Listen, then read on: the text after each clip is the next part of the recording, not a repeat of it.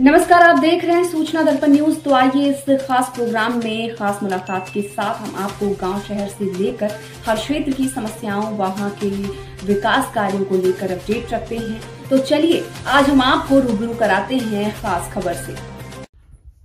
सूचना दर्पण न्यूज से किशन सोलंकी। हम अभी पहुंचे ग्राम पंचायत पदमपुरा के जो वर्तमान सरपंच है श्रीमती सुलोचना जी और उनके जो प्रतिनिधि है रघुवीर जी, वो हमारे साथ हैं।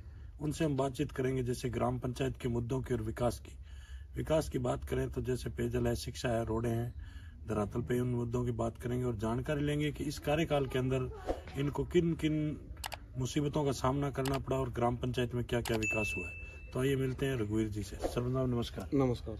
सरपंच साहब, सबसे पहले तो आप अपना एक राजनीतिक परिचय बताइए कि राजनीति में कब से इंटरेस्टेड है आप? राजनीति में जी मैं अभी योजना में पहली खोली जी। तो इससे पहले कोई चुनाव लड़ा आपने? नहीं जी।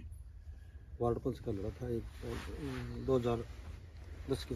जी, बहुत ही अच्छा। तो जैसे सरपंच आप बात करते हैं अपनी ग्राम पंचायत पदमपुरा की, तो आपके सरपंच बनने के बाद में ग्राम पंचायत में शिक्षा का स्तर कैसा है? क्योंकि आज जो जीवन है वो शिक्षा के बिना कुछ नहीं है आज के समय में।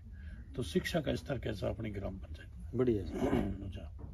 तो आपने कभी कोई विद्यालय का निरीक्षण किया, जाके देखा कोई स्टाफ की कमी या ऐसी कोई विद्यालय में कोई कक्ष की कमी, ऐसी कोई कमियां नजर आई आपको? कमियां तो देखो सारी पूर्ति नहीं होती है, कमियां तो आती हैं बिल्कुल, लेकिन जहाँ तक हुआ वहाँ तक हमने कोशिश की बिल्कुल स्टाफ की और पूर्ति की। जी। तो सर मतलब जैसे बात करते हैं, अभी एक अपने मुख्यमंत्री द्वारा एक योजना भी चलाएगी, एक अभियान भी चालू किया गया है कि नशा मुक्ति अभियान। तो अपनी ग्राम पंचायत की बात करें, क्योंकि लगभग अपने हनुमानगढ़ जिले की बात करें या गंगानगर की बात करें तो ये एक सीमावर्ती जिले भी है और पंजाब और हरियाणा का बॉर्डर भी टच है।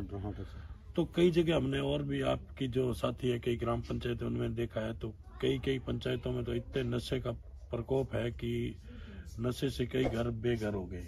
तो अपनी ग्राम पंचायत में क्या स्थिति है? देखो इतना ज्यादा नशा तो नहीं है, बिल्कुल, बाकी नशा लोग करते हैं। तो नशे के लिए छुड़ाने के लिए आपने कोई प्रयास किया या कोई कमेटी गठित की, ऐसा कुछ कोई संज्ञान लिया आपने? कमेटी तो गठित कर रखी है जी, बाकी प्रयास भी किए। बिल्कुल। बाकी ऐसा है कि जो नशा करते हैं वो बिल्कुल जल्दी से नहीं मानते। बिल्कुल।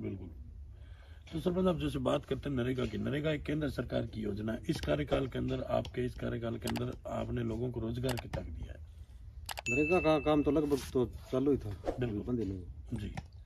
और नरेगा के अंदर जैसे चलना बात करें, आपके साथी और भी हमें मिले, उनसे भी सुझाव लिए हमने कि जैसे नरेगा के अंदर पक्के और कच्चे वर्ग का जो 60-40 का रेशा है, उसके अंदर जो पक्के वर्ग के जो माल मटेरियल का बजट है, FFC SFC अभी राज्य सरकार की जो किस्तें हैं, नरेगा का जो पक्के वर्ग का बजट है वो समय पर नहीं आने के कारण ग्राम पंचायतों में जनप्रतिनिधि जो चीज चाहते हैं वो विकास नहीं करवा पा रहे और बजट के अभाव में ग्राम पंचायतों में जो विकास है वो बिल्कुल ठप पड़ा है। तो इस पे आपकी क्या राय है? हाँ बिल्कुल, वो किस्त आई नहीं है अभी जी। जो विकास हुआ है उनका पैसा भी नहीं आया है। बिल्कुल, तो इस बाधित हुई बिल्कुल पक्के काम। और सरपंच साहब जैसे अभी आपके सरपंच संघ के साथी है जो आला कमान है, आपके अध्यक्ष है, और वो अभी जैसे सरकार से मांग भी कर रहे हैं कार्यकाल बढ़ाने की और नरेगा का जो बजट है उसके लिए भी मांग कर रहे हैं। और कार्यकाल जैसे अभी बात करें हनुमानगढ़ जिले की तो इसके अंदर संग्रिया है वो बैक है, अभी जैसे 8 महीने आगे चुनाव है उनके, और आपका जो कार्यकाल है लगभग अभी जनवरी माह पूरा हो गया। तो वो मांग कर रहे हैं बढ़ाने की, तो उस पर आपकी क्या राय है? देखो अगर टाइम बढ़ता है तो बहुत बढ़िया बात है, क्यों हमारा कार्यकाल है वो 1.5 वर्ष कोरोना में बिल्कुल राइट है, कुछ भी नहीं हुआ। जी। और हमें जैसे सीमा से वो लगाव है हरियाणा से, बिल्कुल, तो हमारे भी उस चीज में लॉस भी हुआ है। बिल्कुल।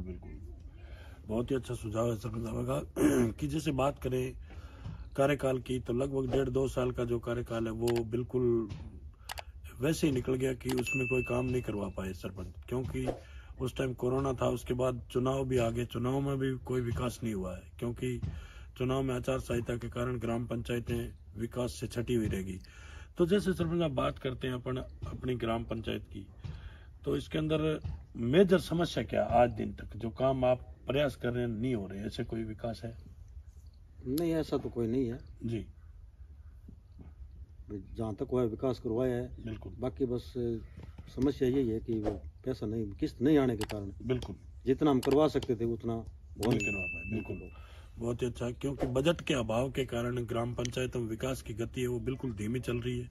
अन्यथा अगर बजट समय पे आता है, सरपंच साहब का मानना ये है कि बजट अगर समय समय पे मिलता है तो ग्राम पंचायत में किसी प्रकार की कोई और कसर नहीं छोड़ी जाएगी।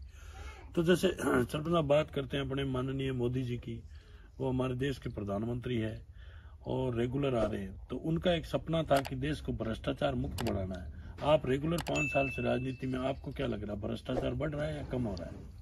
देखो मेरे देखने तो भ्रष्टाचार है, मैं ये तो नहीं कह सकता कि बढ़ रहा है, बिल्कुल, बाकी भ्रष्टाचार मुक्त नहीं हुआ। बिल्कुल बिल्कुल बिल्कुल सही बात है, क्योंकि अपन बढ़ता नहीं कह सकते तो मुक्त भी नहीं कह सकते। हाँ यही बात है। हाँ यही।